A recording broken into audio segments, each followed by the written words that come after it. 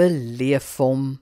Jesaja 6 verse 1 tot 3 sê: In die sterfjaar van koning Osia het ek my Heer sien sit op 'n hoë en verhewe troon.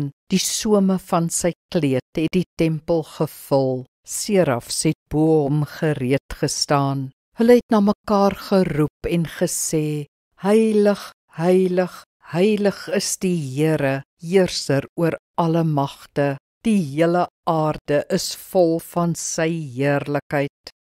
Toe Jesaja God gesien het, of iets van hom, die rabbies sê dit was slegs sy glorie, sy Shekina, het hy nie dadelik probeer om hom te verstaan of te verklaar nie. Dit sou onvanpas, verkeerd en trouens vermetel wees.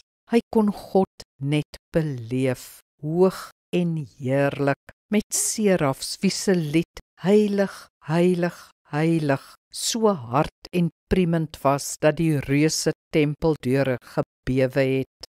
Net so kan ons God nie sommer uitpluis en verklaar nie. Hy is te groot. Ons kan die groot God egter beleef in sy heerlikheid, in sy getrouheid, in sy openbaring, in die brandende bosse, in sy stem in ons hart, in ons seëninge, in die klein dingetjies.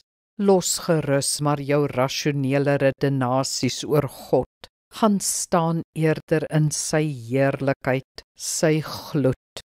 Beleef hom met jou hart. Kom ons bid saam. Hemelse Here, help my om uit my groot rasionaliteit en redenasies te klim. Dit is die verkeerde benadering tot U. Help my om U te beleef met hart en siel, met volle gevoel, met 'n wete in my oor U wat van die Heilige Gees kom. Amen. Die Here seën jou.